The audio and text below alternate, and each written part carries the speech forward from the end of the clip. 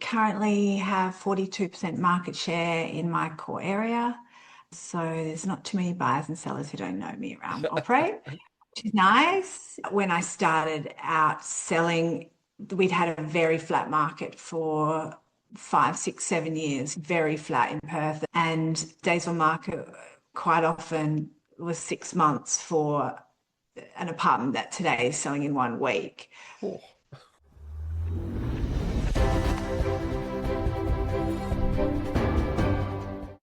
Welcome back to another edition of Leading and Growing Your Real Estate Business. Super excited to have this amazing guest on the show tonight. Today, whenever you're watching this, Sarah Bourke, amazing agent from WA, from Ray White Delkeith Claremont. Oh my goodness, she's a mover and shaker, combining a genuine passion for property, a friendly and enthusiastic approach, and a tireless commitment to client service. That is so true. Next level, incredible.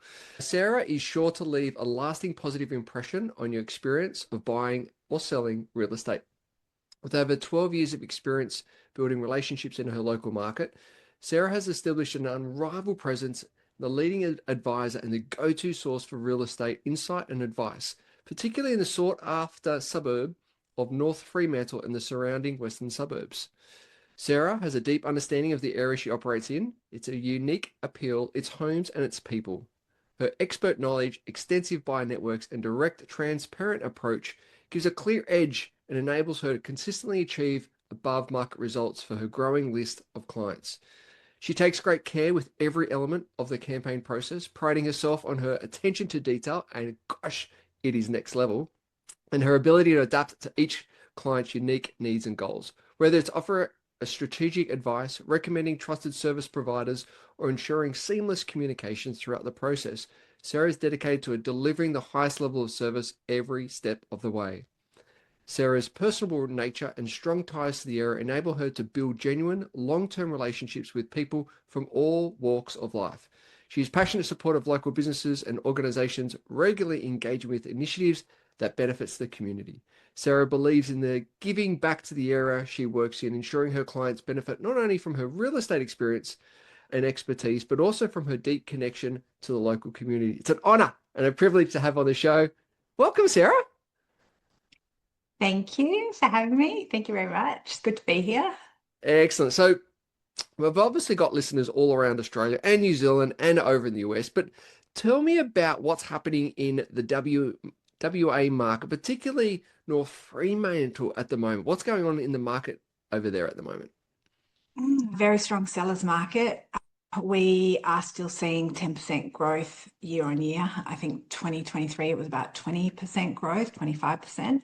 But yeah, conditions I've actually never seen before in terms of the days on market. Most of the stock that we're putting on is being sold in the first week or two. Even the parts of my market, which typically can slow down, so your luxury apartments, it hasn't had, we just haven't seen any changes since that massive 2023 year. And it's quite exciting. It's really never been easier to sell apartments. I guess that's how I can explain it. Yeah.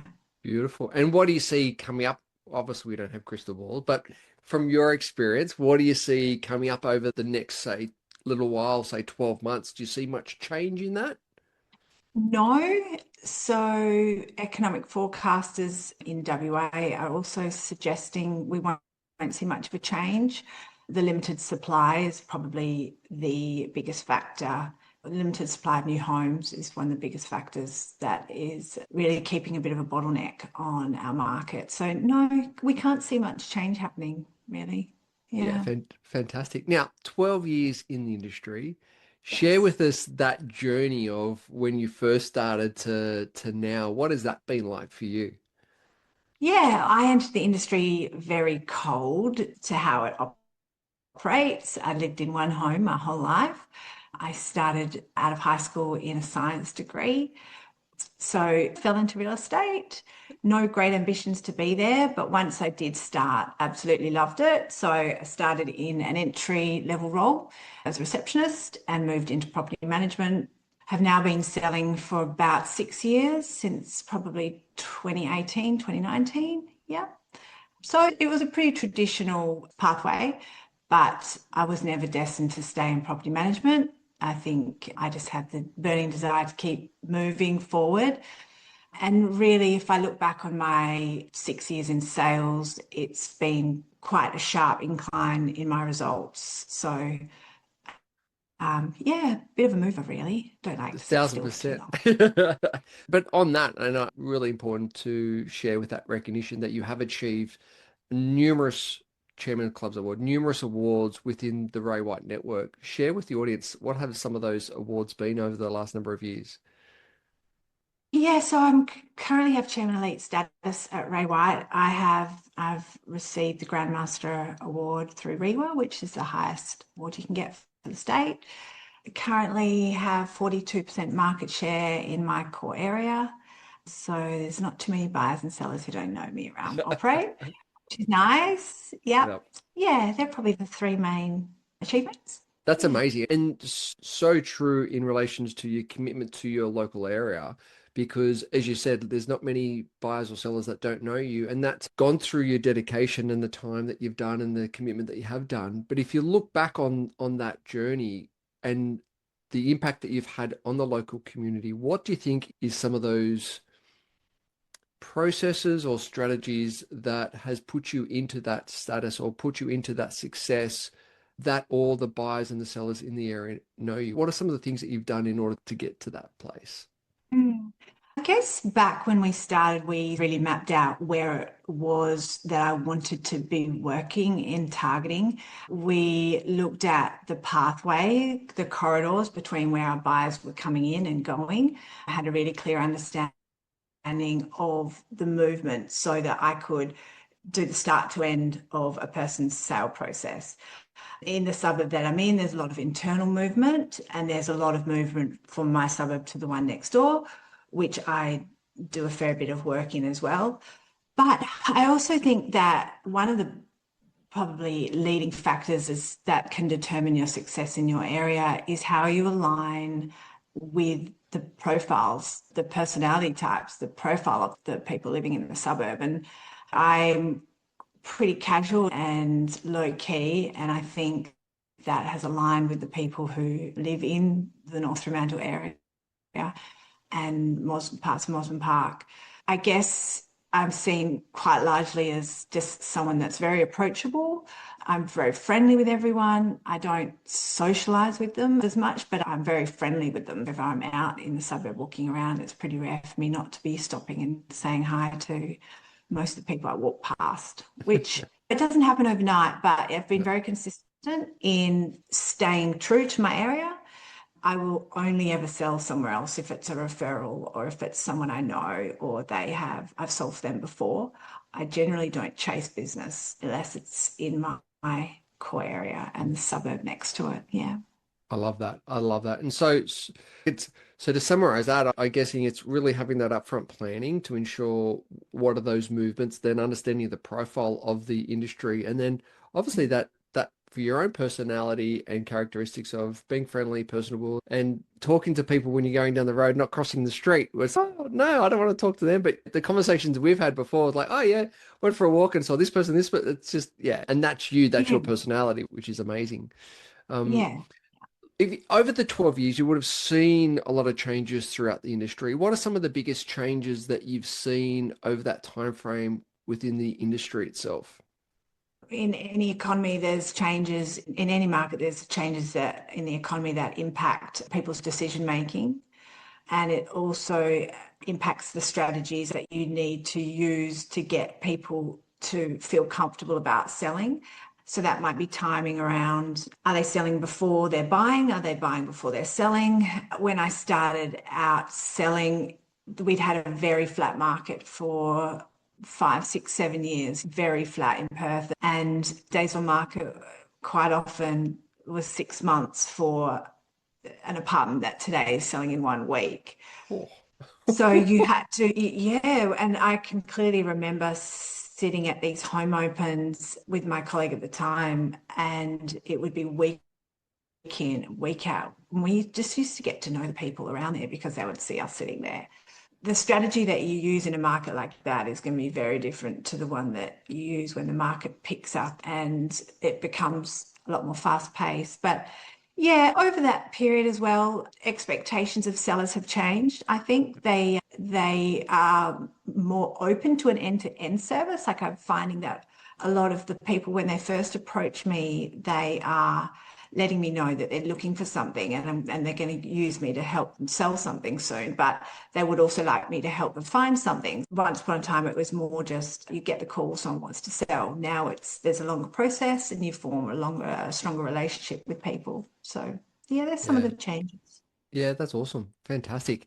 What's on the horizon for you? What are some of the things that you are excited about for you and your real estate journey over the next 12 months? I guess growth always motivates everybody. You don't like to sit still for too long. If I look back on a year, it's been continual growth for me. And so you have to reset the bar. The growth has probably been faster than I anticipated, which is a little bit daunting when you look at what you have to achieve the next financial year. But yeah, above anything else, I'm motivated by the relationships that I have with people more so than things like GCI. And I think having those high expectations on myself that every single client's going to have a really incredible experience with me drives you forward, that alone, because the longer you are in the market, the more people you meet, the more people know you, the more people want to work with you, and you've got to be more efficient with your time. And yeah, the growth kind of happens naturally. Yeah. Love that. Fantastic. Now, Sarah, on the show, we have our 60-second quiz to find out a little bit more about our guests. Are you willing to play? Yes, shoot. Cool. Here we go. Favorite movie? Ooh, maybe The Dressmaker. I've watched The Oh, Dressmaker about 4 times now. Great movie. Great Aussie movie. love it. Favorite food? Seafood. Definitely Beautiful. seafood. Favorite holiday destination? I loved Portugal, the Algarve. Yeah. Beautiful. What's your morning routine? I'm up at 5:30, exercising, either going for a run or doing some strength training at home, one of the two. Great. And do you have an evening routine? Most of the time after dinner, I'm back on my laptop for a little while. And then if I'm not sitting on the couch with my partner, I'm on the phone to him, one of the two. Lovely, lovely. If you could choose 5 inspirational people to have dinner with, they could be dead or alive, who would they be? Ooh, I would have to invite mum and dad to Ria Pitt. I find Ria Pitt to be highly inspirational for what she's gone through and what she's still achieving. Maybe the Dalai Lama and maybe for a more modern take, Deepak Chopra. Nice. Fantastic. Do you have a biggest regret? I don't really regret much. Maybe, no, I don't really have regrets. I was going to say maybe not starting in real estate earlier, but I think everything happens for a reason with regards to timing. So I'm grateful for the next 20 or 30 years that I've got ahead of me in the industry. Oh, beautiful. If you were Prime Minister for the day, what's one thing that you would change?